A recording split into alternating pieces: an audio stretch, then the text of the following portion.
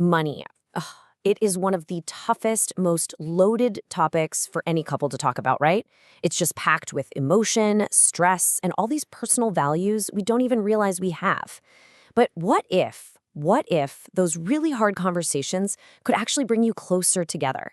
Today, let's explore how you can turn what's probably a huge source of conflict into a genuine source of connection. All right, so to kick things off, we're going to look at a behavior in relationships that is way more common than you'd think. It's a kind of secret many of us keep, and yeah, it has a name, one that can cause a ton of damage. So I want you to be honest with yourself for a second. Have you ever done this? Maybe it was a new pair of shoes you kind of snuck into the back of the closet, or that new gadget you conveniently had shipped to your office instead of home. If you're nodding right now, trust me, you are not alone. Well, this little act of hiding things actually has a pretty serious name: financial infidelity. And really, it's any kind of financial deceit toward your partner. It might start small, with a little purchase here or there, but these secrets, they can absolutely snowball into major, major trust issues. So why on earth do we do this? What's the psychology behind it? Well, it's pretty fascinating.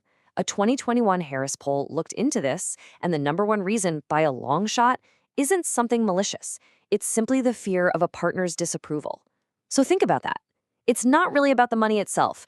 It's about avoiding the fight that we think is going to happen. Okay, so we know people hide their spending to avoid fights, but what makes money such a powder keg in the first place? Let's dig into the powerful cycle that turns simple financial worries into huge relationship problems. Get this, a staggering 70% of Americans say they experience financial stress. Just think about that number. This isn't some small niche problem, it's practically a universal part of modern life. And all that pressure, it has to go somewhere. And where does it usually end up? Yep, straight into our relationships. Study after study shows that money is consistently one of the biggest drivers of arguments. It's often harder to resolve than almost any other issue that couples face. So to really get this, researchers use a framework called the family stress model. And it all starts with step one: economic pressure. These are the outside forces, things like debt, a surprise medical bill, or job instability, that create this constant low-level hum of anxiety in our lives. And of course, that external pressure doesn't just stay outside. We bring it in, we internalize it. And that leads to the second stage: psychological distress. You know that feeling. It's that pit in your stomach, the worry that keeps you awake at 3 a.m., that feeling of anger or just sadness about your whole situation. And this is where it all boils over. Those intense internal feelings, they have to go somewhere. And often, they just spill right onto the person closest to us, our partner. This is what leads to the arguments, the blame, the shutting down, and that completes the stress spiral. So as you can see, this stress spiral creates this massive wall that stops us from communicating.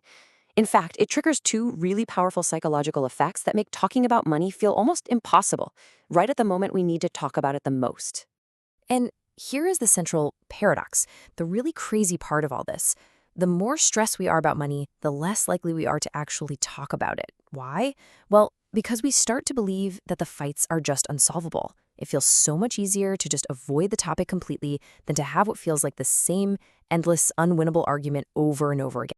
Now, on top of just avoiding the topic, something else is going on inside our heads that makes it all worse. It's a phenomenon that psychologist Dr. Johanna Peets describes perfectly. She says we start to see our partner's actions through dark-tinted glasses. This is called the negative perception bias. Basically, financial stress literally drains our brain power. It makes it harder to pay attention and to think rationally. So a totally simple, neutral question from your partner like, "Hey, did the credit card bill come yet?" suddenly sounds like a sharp, pointed accusation. Okay, that was a lot about the problem, right? The stress, the silence, the suspicion. So how in the world do we break this cycle? Let's switch gears and focus on the solution with a really practical 5-step toolkit that's based on research from Kansas State University. First things first, change your language. It's a small shift that makes a huge difference. So instead of saying, "You always spend way too much," try something like, "I feel really anxious when I look at our credit card balance." See the difference? Using "I feel" statements takes you out of attack and defend mode and puts you into a place of understanding. Next, you have to acknowledge the elephant in the room, the stress itself. Actually talk about how each of you reacts when you're totally overwhelmed. Do you get quiet and shut down? Do you get irritable and angry? When you know each other's stress signals, you can start tackling the problem as a team instead of as enemies. Okay, this one's a big one. You have to understand that your feelings about money didn't just pop up out of nowhere. They were shaped by your entire life, your childhood, your experiences.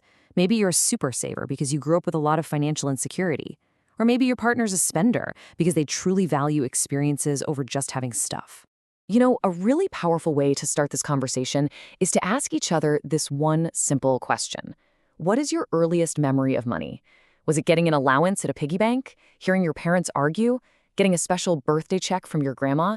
This one question can unlock so much about the emotional roots of how you view money today. All right, now let's shift the focus. Instead of getting stuck on past problems, let's look at future goals. When you start talking about the financial legacy you want to build together, for retirement, for your kids, for your big dreams, it completely changes the conversation. It's no longer a fight about today's grocery bill. It's a collaborative project for your shared future. And finally, this is where the rubber meets the road. You plan your budget. But see, after doing the other steps, a budget isn't a restrictive tool anymore. It's a concrete plan to actually achieve that shared legacy you just talked about. This is where your values turn into real, concrete actions you both agree on. When you start to follow these steps, you can really begin to reframe this entire topic. You can move it from being this huge source of conflict and anxiety to, believe it or not, a source of connection and opportunity. And that is the absolute key takeaway here. The real goal isn't just to stop fighting about money. It's to literally transform one of the most stressful parts of your life into a shared project, something that actually strengthens your bond and helps you build a future that you're both genuinely excited about. So, the final question to leave you with isn't about how to stop fighting. It's about what you can create. By communicating with empathy, by focusing on those shared goals, what kind of amazing financial future can you and your partners start building together today?